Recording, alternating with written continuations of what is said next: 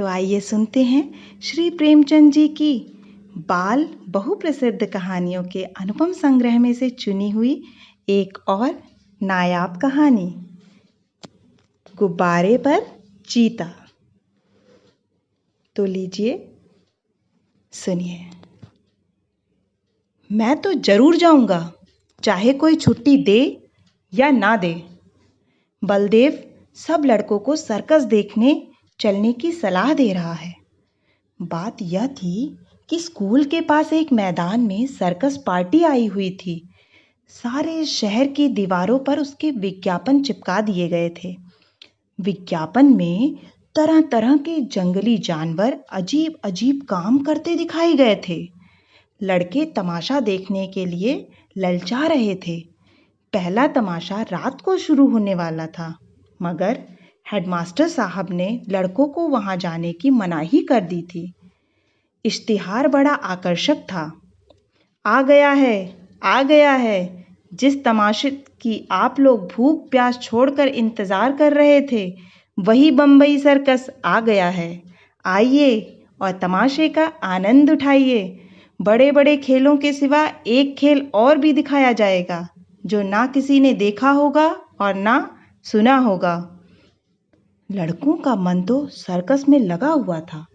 सामने किताबें खोले जानवरों की चर्चा कर रहे थे।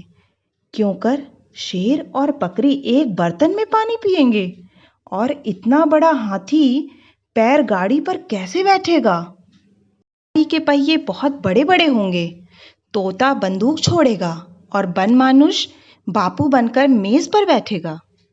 बलदेव सबसे पीछे बैठा हुआ अपनी हिसाब की कॉपी पर शेर की तस्वीर खींच रहा था और सोच रहा था कि कल शनिचर है, नहीं इतवार होता तो कैसा मज़ा आता। बलदेव ने बड़ी मुश्किल से कुछ पैसा जमा किए थे। मना रहा था कि कब छुट्टी हो और कब भागूं। हेडमास्टर साहब का हुक्म सुनकर वह जामे से बाहर हो गया। छुट्टी होते ही वह बाहर मैदान के लिए निकल गया और लड़कों से बोला, मैं तो जाऊंगा, ज़रूर जाऊंगा, चाहे कोई छुट्टी दे या ना दे। मगर और लड़के इतने साहसी ना थे। कोई उसके साथ जाने पर राजी ना हुआ। बलदेव अब अकेला पड़ गया, मगर वह बड़ा जिद्दी था। दिल में जो बात बैठ जाती उसे पूरा करके ही छोड़ता था। शनिचर को और लड़के तो मास्टर के साथ गेंद खेलने चले गए। बलदेव चुपके से खिसक कर सर्कस की ओर चला। वहां पहुंचते ही उसने जानवरों को देखने के लिए एक आने का टिकट खरीदा और जानवरों को देखने लगा। इन जानवरों को देखकर बलदेव मन में बहुत झुंझलाया। वह शेर है, मालूम होता है महीनों से इसे मलेरिया बुखार आ रहा हो। वह भला क्या 20 हाथ ऊंचा उछलेगा। और यह सुंदरवन का बाघ है, जैसे किसी ने इसका खून चूस लिया हो। मुर्दे की तरह पड़ा है। वाह रे भालू, यह भालू है या सुअर? और वह भी काना, जैसे मौत की चंगुल से निकल भागा हो। अलबत्ता चीता कुछ जानदार है और एक 3 टांग का कुत्ता भी। यह कहकर बड़े जोर से हंसा। उसकी एक टांग किसने काट ली? दुम कटे कुत्ते तो देखे थे, पैर कटा कुत्ता आज ही देखा। और यह दौड़ेगा कैसे?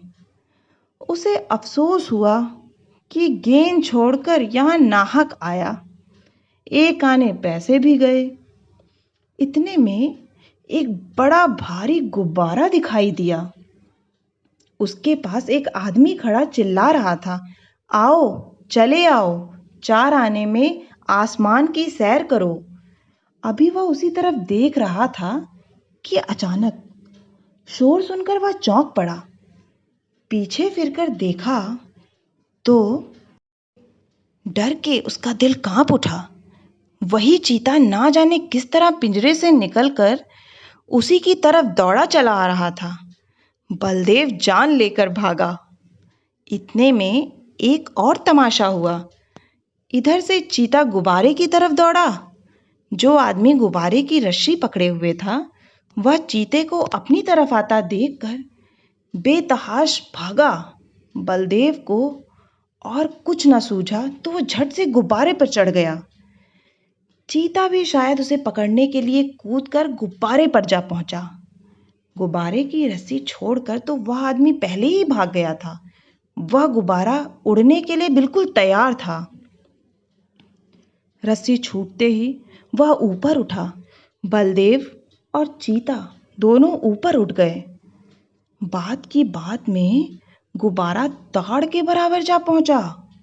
बलदेव ने एक बार नीचे देखा तो लोग चिल्ला चिल्ला कर उसे बचाने के उपाय बतलाने लगे, मगर बलदेव के तो होश उड़े हुए थे। उसकी समझ में कोई बात ना आई। ज्यों ज्यों गुब्बारा ऊपर उठता जाता था, चीते की जान निकली जाती थी। उसकी समझ में ना आता था कि कौन मुझे आसमान की ओर लिए जाता है।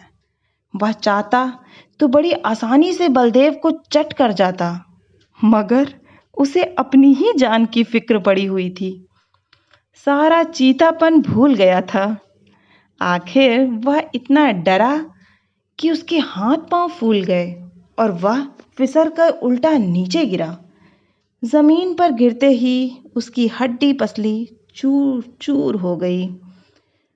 अब तक तो बलदेव को चीते का डर था, अब यह फिक्र हुई कि गुब्बारा मुझे कहाँ लिए जाता है। वह एक बार घंटा घर की मीनार पर चढ़ा था। ऊपर से उसे नीचे के आदमी खिलौने से और घर घरौंदे से लगते थे, मगर इस वक्त वह उससे कई गुना ऊंचा था। एकाएक उसे एक बात याद आ गई।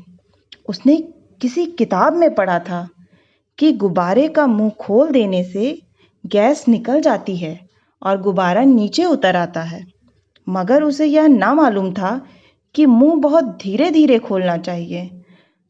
उसने एकदम उसका मुंह खोल दिया और गुब्बारा बड़े जोर से गिरने लगा। जब वह जमीन से थोड़ी ऊंचाई पर आ गया तो उसने नीचे की तरफ देखा। दरिया बह रहा था। फिर तो वह रस्सी छोड़कर दरिया में कूद पड़ा और तैरकर निकल गया। आशा है कि आप सभी श्रोतागण को यह कहानी ज़रूर पसंद आई होगी। अगर पसंद आई है तो दोबारा आगे आने वाली नई नई कहानियों को सुनने का आप सभी से आग्रह है। आप सभी का बहुत बहुत धन्यवाद।